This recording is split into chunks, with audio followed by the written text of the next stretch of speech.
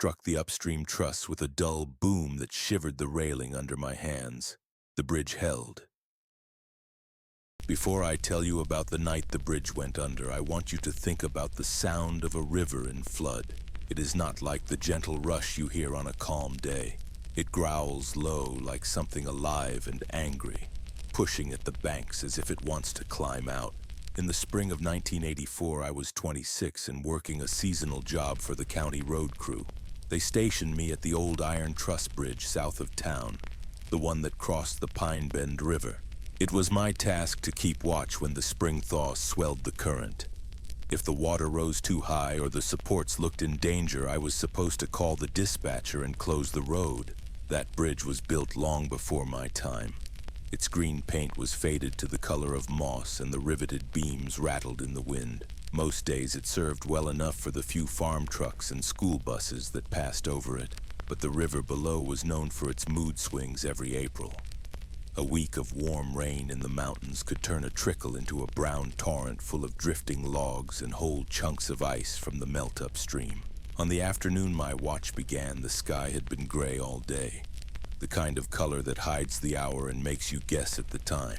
The forecast called for more rain through the night. The county handed me a radio, a yellow slicker, a battered thermos, and told me to keep the road lamps lit and check the gauge nailed to the bridge pier every hour. The river was already swollen past its spring mark by the time I arrived. Brown water slapped against the stone piers and carried twigs and trash that spun in circles before being dragged downstream. I parked my pickup by the warning sign and walked the span twice, testing the boards underfoot, listening to the hollow clang of each step. An older man named Riley, who had worked the bridge for years, met me near the middle. He had a rain-creased face and a voice that carried over the river without needing to shout.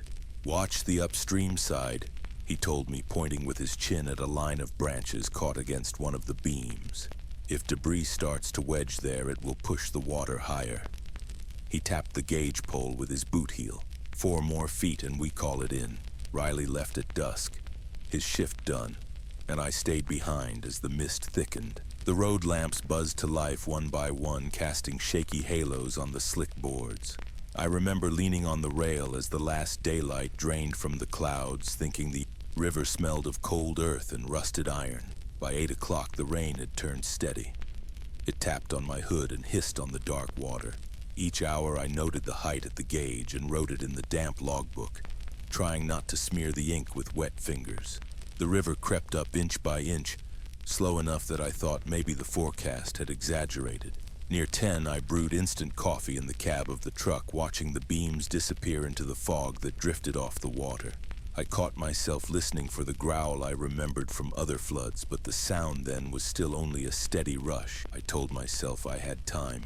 Around midnight, the wind shifted and brought the smell of pine bark and mud. A low rumble came from upriver like distant thunder, but steadier. When I raised my lantern, I saw a whole section of log jam sliding toward the bridge, turning end over end in the current. The jam struck the upstream truss with a dull boom that shivered the railing under my hands. The bridge held, but a sheet of water splashed over the deck and drained between the boards. I radioed the dispatcher to report the impact. They told me to keep an eye on it, that the crew was on call if the gauge rose another 2 feet. I wanted to believe that was enough warning. By 1 in the morning, the rain came harder, driven sideways by the wind. The river's voice deepened, filling the night like a distant freight train that never arrived. Each time I checked the gauge, I had to wipe leaves and twigs from the pole to read the mark. It had climbed nearly another foot since midnight. When the gusts grew strong enough to rattle the loose road sign at the approach, I felt a tremor of unease. I walked the length of the bridge again, lantern held high, and noticed that the water below was no longer brown but streaked with froth where it struck the pier stones. The river was not only rising, it was speeding up. Standing in the middle of the span, I looked downstream and saw the faint glow of a farmhouse window through the sheets of rain. I wondered if the family inside knew how close the river was to their road. That was how my vigil began. Just me, a lantern, the hiss of rain on iron beams, and the river climbing in the dark. The next hour felt longer than the whole day that had come before it. The rain didn't let up for a second. It came in silver threads under the lantern light, blowing sideways across the bridge deck and soaking through my slicker until my shirt clung to my back. I walked the span again at 2 in the morning. Each step echoed hollow against the iron beams as if the bridge itself was listening. When I reached the midpoint, I leaned over the rail and shined the lantern straight down. The water was now only a few feet below the deck, swirling with chunks of bark, branches, and what looked like the rounded top of an old fence post carried from upstream. I checked the gauge again and saw the level had passed the 3-foot warning mark. The dispatcher's rule was to call once it hit 4, but something in my gut told me that if I waited for the 4th line on the pole, it might already be too late. I radioed in to give an update anyway. The voice that came back was calm, almost bored, telling me that road crews were on standby and that the county engineer was asleep but could be woken if things turned critical. They asked if the bridge was holding. I told them it was holding for now. Those 2 words didn't feel as steady as they sounded. The wind came in stronger bursts, rattling the road signs and making the iron beams groan like old trees in a storm. I wiped rain from my eyes and saw another log strike the upstream truss, sending a fan of spray across the deck. The bridge shivered but held. Downriver, faint lights appeared through the sheets of rain, a pair of headlights creeping slowly toward the bridge. I jogged to the approach, waving my lantern in a wide arc to warn them to stop. The truck braked just short of the first plank. A farmer leaned out the window, rain dripping from his hat brim, and shouted over the storm, "Is it safe to cross?" I told him no. Not tonight. Not with the river this high. He frowned, looking past me at the road disappearing into the fog on the far side, then gave a short nod and backed his truck away without another word. I was grateful he didn't argue. By 3 o'clock the thunder started, not just from the sky but from the river itself. The current was pounding against the stone piers so hard I could feel it through the soles of my boots. Each strike of debris sounded like a muffled drumbeat. I thought about the families who lived on the far side of the bridge and wondered if they were awake, listening to the same roar. The farmhouse light I had seen earlier was gone now, swallowed by the rain. I hoped they were safe on higher ground. A gust tore my hood back and stung my face with cold rain. The wind was now howling down the river corridor, funneled by the hills on either side. It lifted small waves on the water's surface, tossing spray against the railing. When I checked the gauge again, the water was less than 2 feet from the deck. I radioed again and this time asked permission to close the bridge. The dispatcher hesitated, then told me to hold off another hour because the official threshold had not yet been met. I wanted to argue but bit back the words. The rule was the rule and I was just a seasonal hand. Still, I set the sawhorse barricades at each end of the span just in case. The orange paint on the boards looked pale under the storm lamps, but at least they were ready to swing across the road. At 3:30, a distant cracking sound rose above the rush of water. It was not thunder. It was sharper, like timber splitting. I turned upstream with the lantern just in time to see a jagged mass of tree limbs and roots swirling out of the dark like a raft. It was as big as a hay wagon and moving faster than anything I had seen all night. The mass slammed into the central pier with a boom that rattled the bolts at my feet. The bridge gave a long, low groan as if the iron itself was taking a breath. I grabbed the rail to steady myself and felt the vibration hum through the metal. That was the first moment I truly believed the bridge might not last the night. I radioed in again, voice raised over the wind, and told them the pier had taken a hard hit. The dispatcher promised to send the engineer at first light. I looked at the black water rushing beneath me and thought that first light might be too far away. By 4 in the morning, the river's roar had grown so loud it swallowed the sound of the rain. The lanterns at either end of the bridge swung on their hooks like pendulums in the wind. I could see the water rising with my bare eyes now. No need for the gauge. As each new wave slapped against the deck supports, the barricades I had set earlier trembled in the gusts but still stood ready. I kept one hand on the radio clipped to my jacket, the other gripping the slick railing as I paced the length of the bridge. The iron felt alive under my palm, humming with each blow from the current below. A flash of lightning lit up the river for an instant, bright as noon, and I caught a glimpse of another mass of uprooted branches swirling toward the bridge. The thunder rolled right after, low and heavy, shaking my chest. I braced myself for another strike, but the debris snagged on the upstream bank just short of the span. That small mercy didn't ease my worry. The water was nearly level with the lowest truss now, and the spray leapt across the deck in silver arcs. The bridge groaned again, that same low sound that reminded me of something straining to hold its breath. I grabbed the radio and called the dispatcher once more. This time my voice cracked as I told them the river had reached the 3rd warning mark, and that the debris was battering the piers. They told me again to stay put until dawn, when the engineer could inspect. I swore under my breath and shoved the radio back into my pocket. Rules were one thing. Watching the bridge tremble in real time was another. A pair of headlights cut through the rain on the far side of the span. A small car crept forward, wipers struggling against the downpour. I sprinted to the barricade, waving my lantern like a madman. The car slowed but didn't stop until I stood directly in front of it. The driver rolled the window down just enough to shout, "I need to get to the hospital. My wife's in labor." I told him the bridge was no longer safe. The river was too high and we were close to losing the deck. His eyes darted past me to the water below, and I saw the fear there shift from anger to understanding. He nodded quickly, spun the car around, and drove off into the rain toward the highway loop that crossed a newer bridge downstream. I hoped he made it in time. When the car's lights disappeared, the darkness felt heavier than before. I turned back to the span and saw that the barricade had toppled in the wind, its orange board spinning on the wet pavement. I set it upright again, planting my boot against one leg to keep it steady. At 4:30, another thunderclap rattled the valley. The water surged higher in response, washing a strip of loose gravel from the road's edge straight into the current. The river was no longer climbing inch by inch. It was lunging upward as if it had decided to take the bridge by force. The rain stung harder now, driven in sheets that blurred my vision. I wiped my face with a wet sleeve and noticed that the farmhouse window downstream was glowing again. Maybe they had woken at the sound of the thunder, or maybe they too were watching the river rise. For a moment I stood still in the middle of the bridge, lantern held high, listening to the roar of water and the groan of iron beams under strain. I felt very small, like a man standing on the spine of something larger that was shifting beneath him.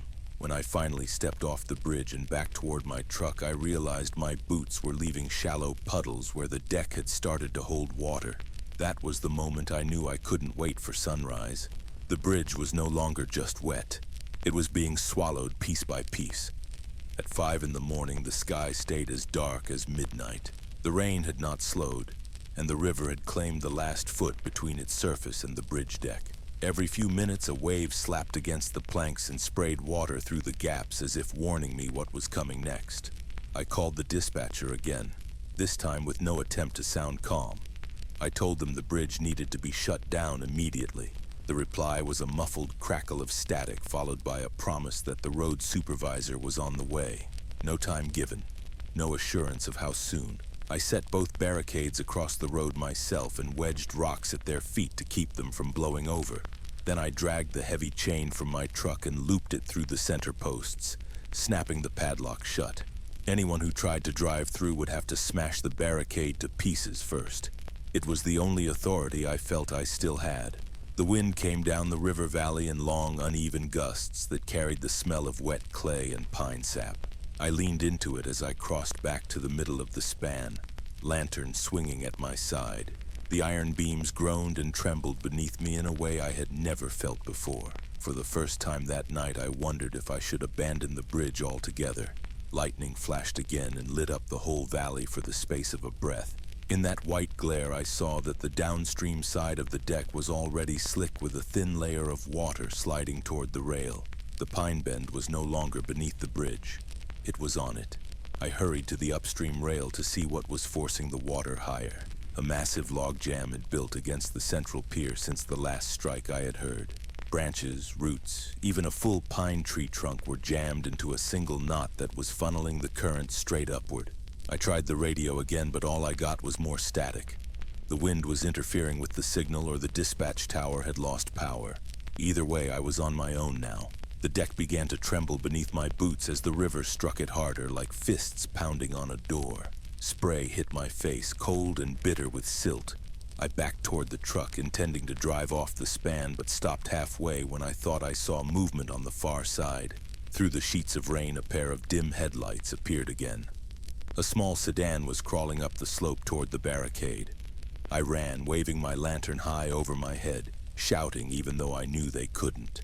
Hear my words over the storm. The car braked just in time before hitting the barricade. The driver rolled his window down an inch and yelled something about trying to reach his father's farm across the bridge. I shouted back that the bridge was closed. The river was already on the deck. He seemed ready to argue until a fresh wave slapped the planks right in front of his bumper. That sight convinced him. He nodded, backed his car carefully down the incline, and vanished into the curtain of rain. I stayed at the barricade for a long minute, making sure no one else followed. When I turned back to the span, another lightning flash showed me something I hadn't wanted to see. A section of the railing on the upstream side bending outward under the pressure of the jammed debris. I jogged to the midpoint and saw water pouring through the boards as if a sluice gate had been opened. For the first time all night, I admitted to myself that the bridge might not make it until daylight. I moved back toward my truck, meaning to drive off to higher ground, but the water was already rushing across the planks near the south approach. It was shallow but strong enough to tug at my boots as I stepped through it. The storm had turned the bridge I was supposed to guard into a channel of the river itself, and all I could do was watch and hope the supports held long enough for help to arrive. The first crack I heard did not sound like metal. It was the deep splintering pop of old timber giving way somewhere beneath the deck. The sound was carried by the wind, faint but sharp enough to slice through the roar of water. I froze where I stood, one hand on the wet railing, lantern shaking slightly in my grip. The water was over the planks now, sweeping across in narrow currents that twisted around my boots as I moved. The lantern's glow danced on the shallow waves, making them look alive, like dark fish writhing under the stormlight. I hurried to the midpoint to check the jam against the central pier. The mass of logs and branches was still wedged there, grinding and creaking as the current shoved it harder against the iron. With each push, the bridge trembled beneath my feet.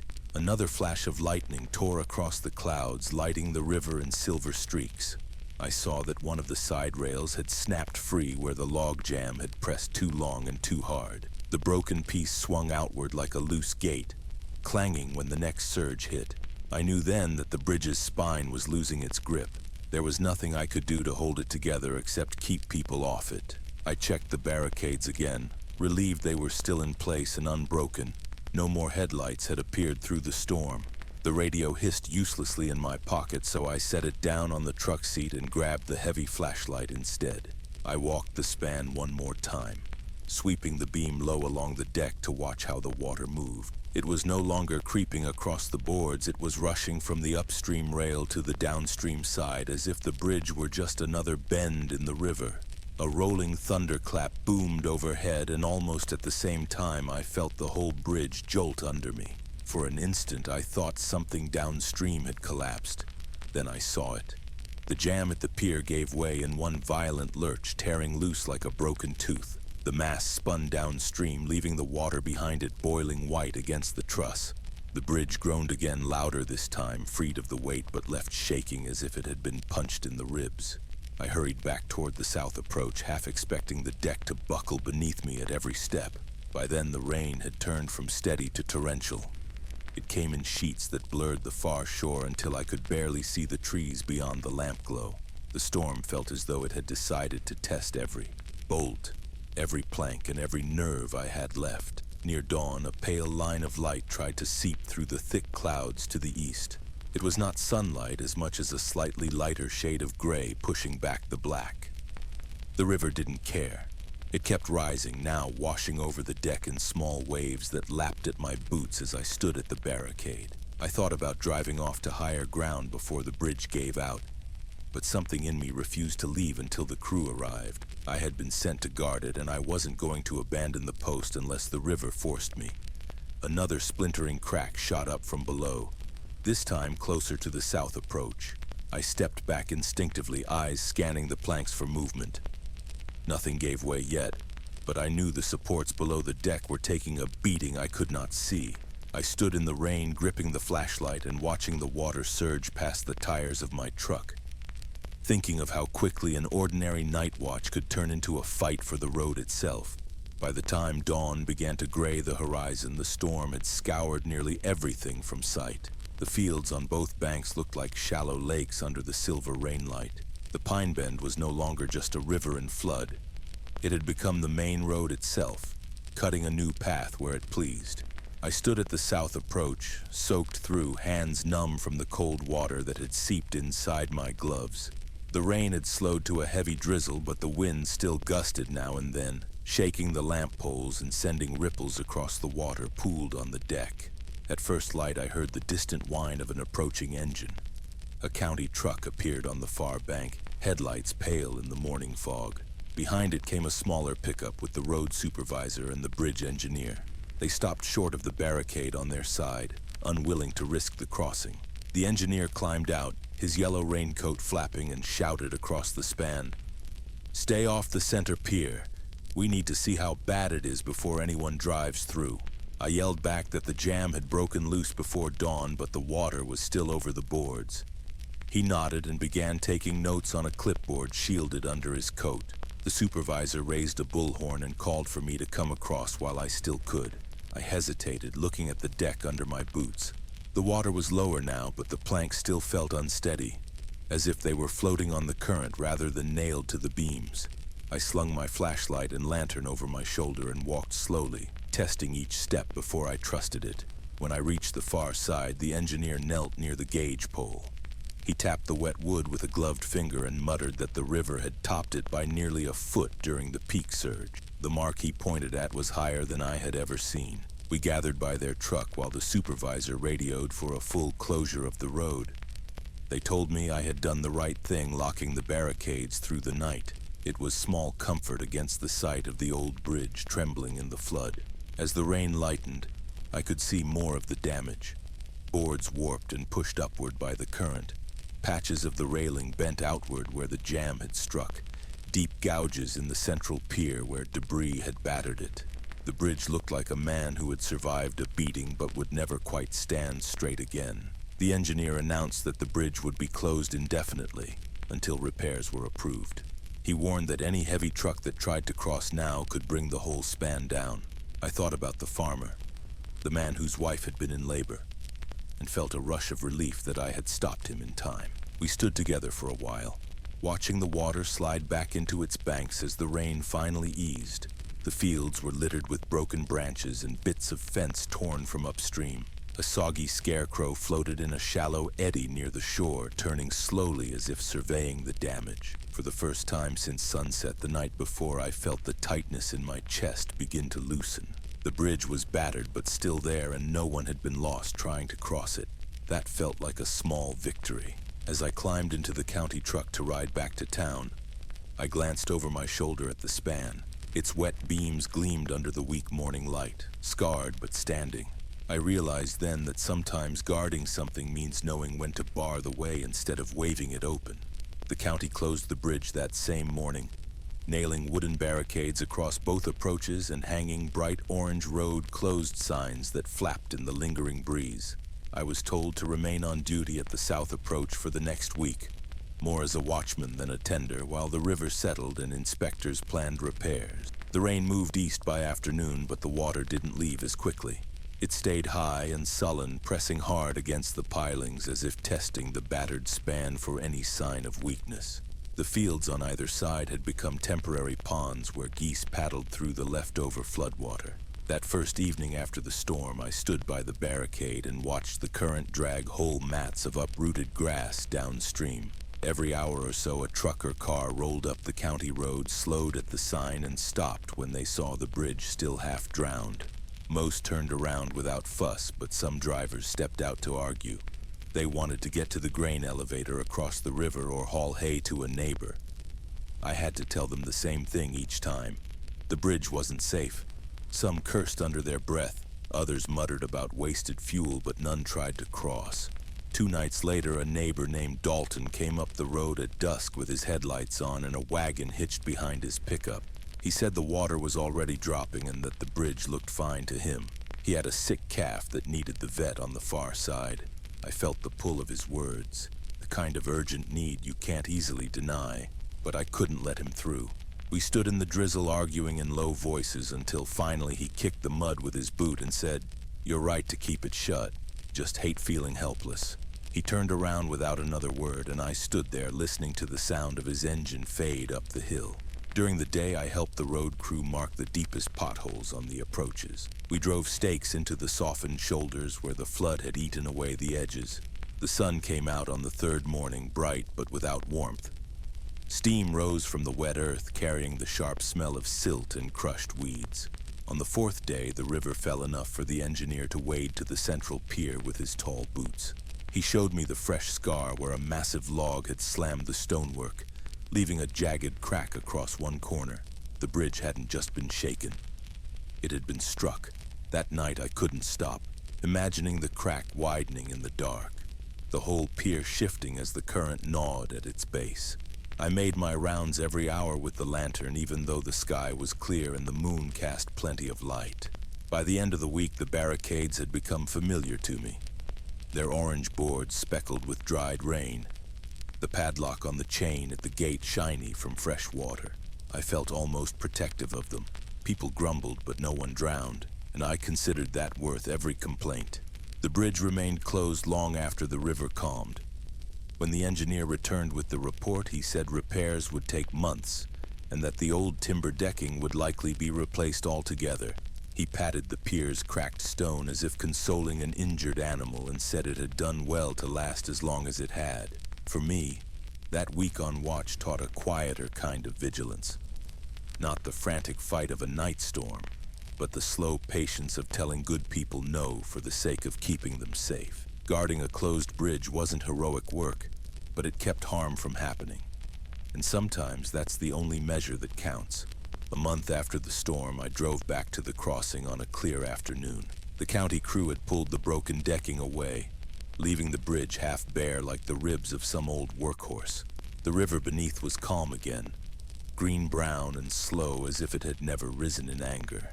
Only the gouge on the central pier and the heaps of driftwood wedged against the banks hinted at what we had faced. I parked by the barricade and walked out as far as the stripped planks would let me. The air smelled of drying silt and sun-warmed cedar. A pair of swallows had built a new nest under the remaining truss beam, their wings flashing in the light as they darted above the water.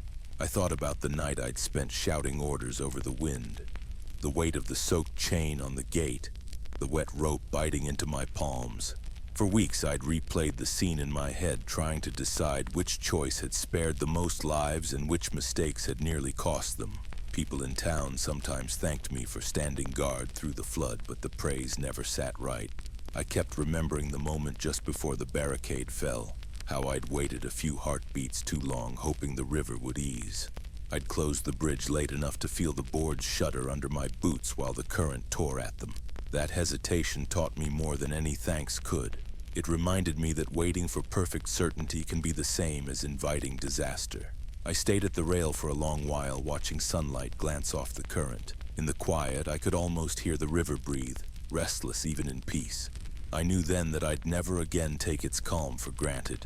Before I left, I scratched a small note on the back of the barricade with a carpenter's pencil I found in my truck. Close early. Regret late. I never told anyone about that line, but every season after, whenever clouds piled dark over the hills and the river began to lift its shoulders, I repeated those words to myself. Years later, when the county finally replaced the old span with a sturdier concrete bridge, they saved one timber plank from the wrecked deck and mounted it in the town hall lobby. A brass plate below it read, "This board stood through the '85 flood," a reminder to respect the water. Whenever I visit the hall to pay my taxes or renew my tags, I still pause at that display.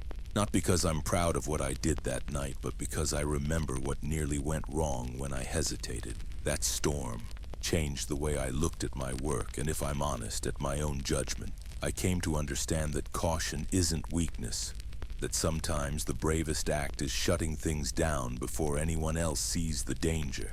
If you've ever stood between risk and safety, maybe at a bridge, a gate, or just a hard decision you had to make quickly, you know the weight I'm talking about. And if you ever face it again, I hope you'll remember what the river taught me. You can reopen what you closed too soon. You can't rebuild what's lost because you waited too long. That's the lesson the flood left behind, carved deeper in me than in the bridge's stone.